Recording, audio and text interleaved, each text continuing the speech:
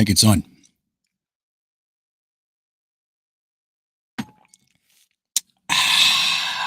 Good morning.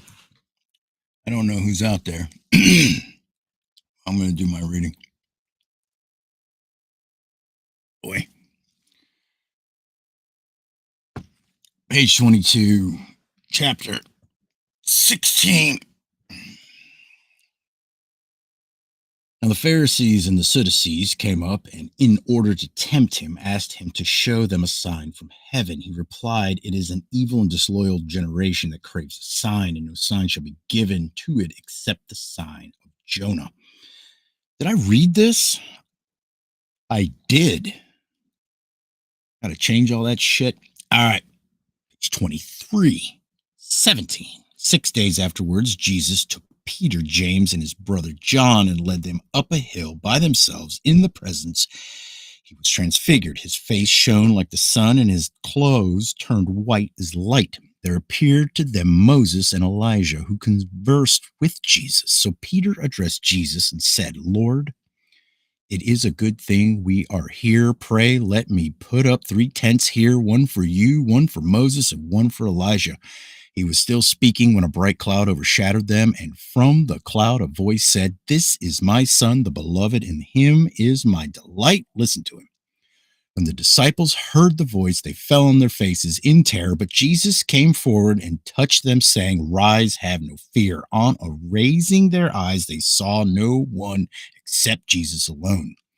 As they went down the hill, Jesus ordered them, "Tell this vision to nobody until the Son of Man is raised from the dead." The disciples inquired of him, why do the scribes say that Elijah has to come first? Good question.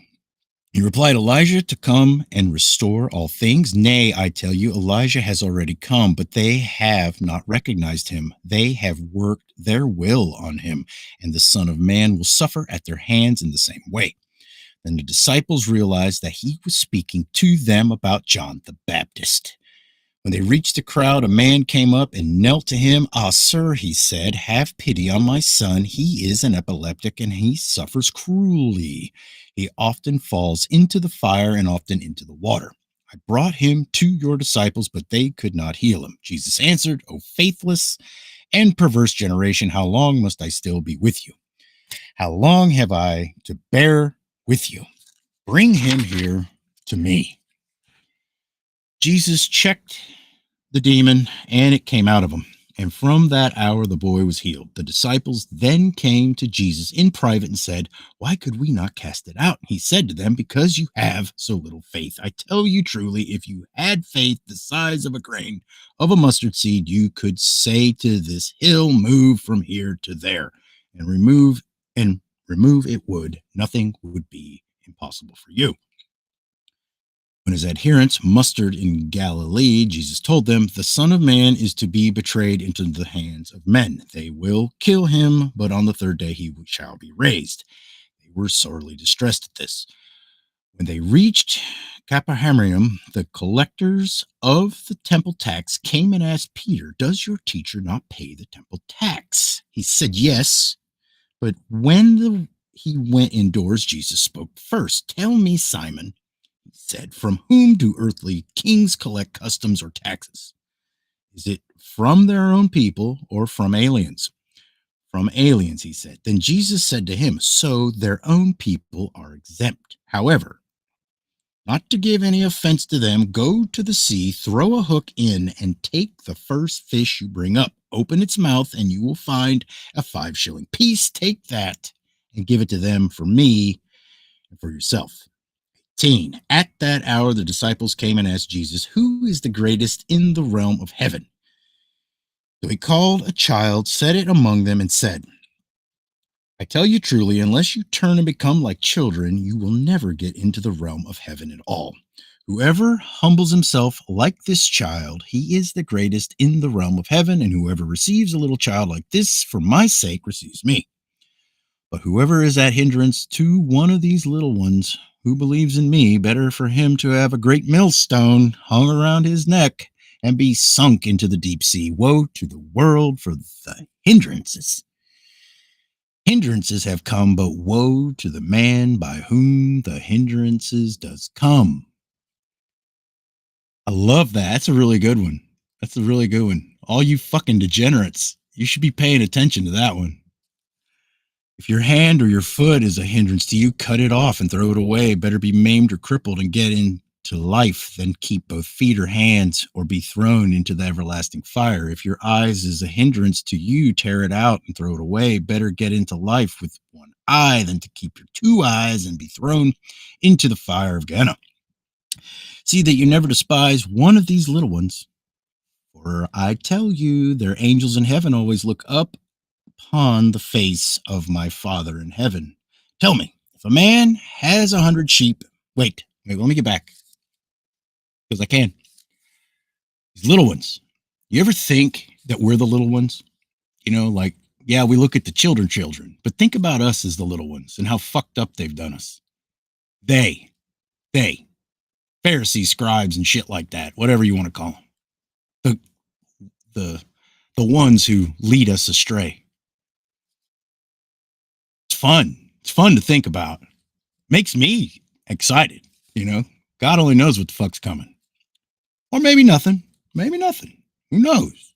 Just glad. Just glad I'm not fucking around with people.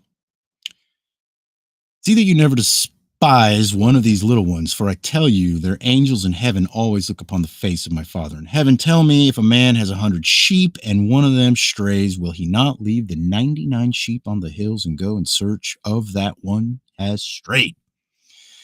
And if he happens to find it, I tell you, he rejoices over it more than over the 99 that never went astray. So it is not the will of your Father in heaven that a single one of these little ones should be lost. Your brother sins against you, go and reprove him, as between you and him alone. If he listens to you, then you have won your brother over. But if he will not listen, take one or two others along with you, so that every case may be decided on the evidence of two or of three witnesses. If he refuses to listen to them, tell the church. And if he refuses to listen to the church, treat him as a pagan or a tax gatherer. I tell you truly, whatever you prohibit on earth will be prohibited in heaven, and whatever you permit on earth will be permitted in heaven. I tell you another thing. If two of you agree on earth about anything you pray for, it will be done for you by my Father in heaven. And for where two or three have gathered in my name, I am there among them. And Peter came up and said to him, Lord, how often is my brother to sin against me and be forgiven? Up to 7 times. Wait, up to 7 times? Jesus said to him, 7 times, I say 70 times. That is why the realm of heaven may be compared to the king who resolved to settle accounts with his servants. When he began the settlement, a debtor who was brought in who owed him 3 million pounds. As he was unable to pay, his master ordered him to be sold, along with his wife and his children and all he had, in payment of the sum. So the servant fell down and prayed him, have patience with me, and I will pay you it all. Out of pity for that servant, his master released him and discharged his debt. But as that servant went away, he met one of his fellow servants who owed him 20 pounds, and seizing him by the throat, he said, pay your debt. So his fellow servant fell down and implored him, saying, have patience with me, and I will pay you. He refused. He went and had him thrown into prison till he should pay the debt. Now, when his fellow servants saw what had happened, they were greatly distressed, and they went and explained to their master all that had happened. Then his master summoned him and said, you scoundrel of a servant, I have discharged all that debt from you because you implored me. Ought you not to have had mercy on your fellow servant as I had on you? And in hot anger, his master handed him over to the torturers till he should pay him all the debt. My heavenly Father will do the same to you, unless you each forgive your brother from the heart. When 19, when Jesus finished saying all this, he moved from Galilee and went to the territory of Judea that lies across from the Jordan. Large crowds followed him, and he healed them there. Then up came some Pharisees to tempt him. They asked, "Is it right to divorce one's wife for any reason?" He replied, "Have you never read that he who created them, male and female, from the beginning said, 'Hence a man shall leave his father and mother and cleave to his wife, and the pair shall be one flesh.' So they are no longer two, but one flesh. What God has joined, then man must not separate." They said to him, "Then why did Moses lay it down that we were to divorce by giving a separation notice?"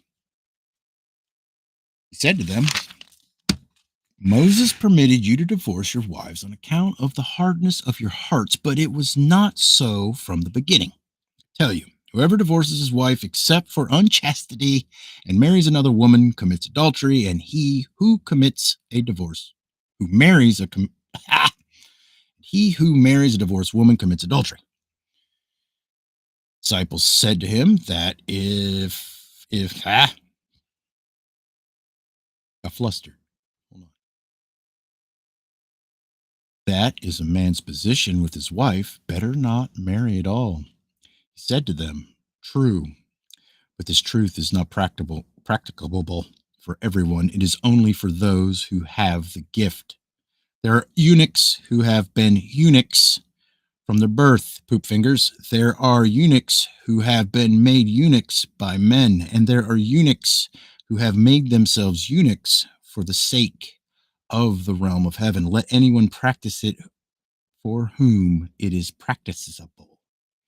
And children were brought to him that he might lay his hands on them and pray over them. The disciples checked the people, but Jesus said to them, "Let the children alone. Do not stop them from coming to me. The realm of heaven belongs to such as these." So he laid his hands on them and went upon his way.